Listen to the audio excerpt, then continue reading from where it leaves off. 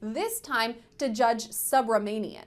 In the meantime, he's still behind bars at MDC Brooklyn, and according to Diddy's legal team, the jail is notoriously dangerous and run down.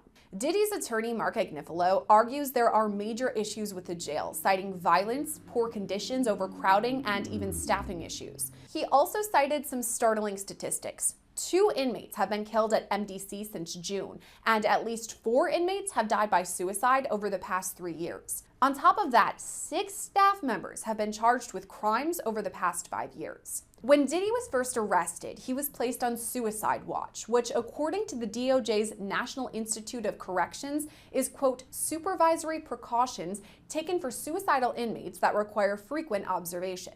Diddy's since been taken off suicide watch, but is still being housed in a protective care unit, actually the same one as Sam Bankman-Fried. Bankman-Fried was convicted of fraud and money laundering last November after the collapse of his cryptocurrency exchange, FTX. They're both in a separate section of MDC. That's a unit for inmates who require special protection.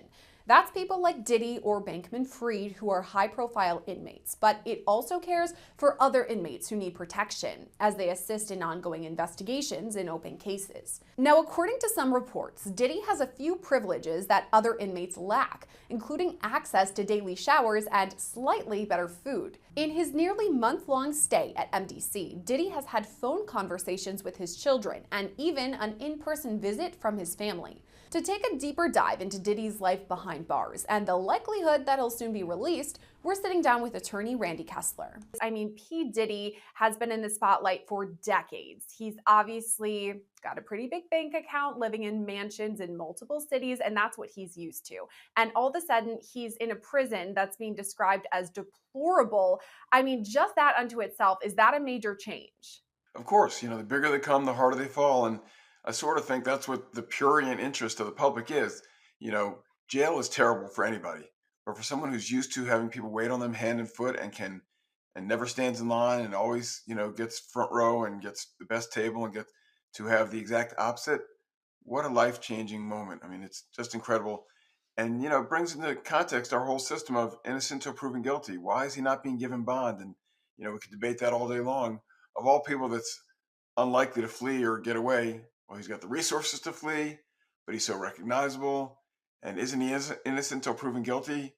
Well, yeah, but we have to recognize there are degrees of innocent till proven guilty. When you have this much evidence and so much stuff out there, does that affect the judge's decision whether to grant bond or not? And you can't think as a human being the judge isn't thinking that some people are more likely to be guilty than others. But the system says you're innocent until proven guilty, and it's sort of a shame that he's in jail. And what if he's vindicated? What if he's acquitted? Then how do you ever give him back those few months of incarceration? Just a lot of things going on here. Let's talk about that bail because it was denied twice. So Diddy has been in jail for almost a month now at this point, 3 to 4 weeks. That's quite a long time and quite a far cry from what he's used to. But that bail denial, both of the judges mentioned that he has some major resources, that he could flee because he has the money, access to private jets, things like that. Do you think that's a valid argument that these judges are making, that he could just flee and run away? I mean, it's a legitimate concern. No judge wants to wake up and read the headlines the next day. Oh, they treated this guy special and they gave him bond, and now he's gone and he fled from justice. So that's what's in the back of most judges' minds. On the other hand, we deal with cases where clients have significant funds sometimes, and sometimes where there's money, you can craft a unique solution. The years ago it was the ankle bracelet and the ankle monitor that if you had money to afford $250 a month for the process and the technical details, you could do that. And I can't imagine there wasn't some extreme, unique situation where they could pay for private security guards to monitor, to report. It's just interesting to me that with all the money he has and all the resources he has, they couldn't craft some solution that lets him be under some form of house arrest. And again, it sounds like special treatment, but the truth of the matter is to incarcerate somebody like him is expensive to all of us. We're taxpayers, and he's got to have unique situations. You can't put him in general population where everyone wants a piece of him and everyone wants to be his friend and everyone. So maybe some solution where his money could help us craft. I mean, he could build his separate jail cell, and we could keep him there.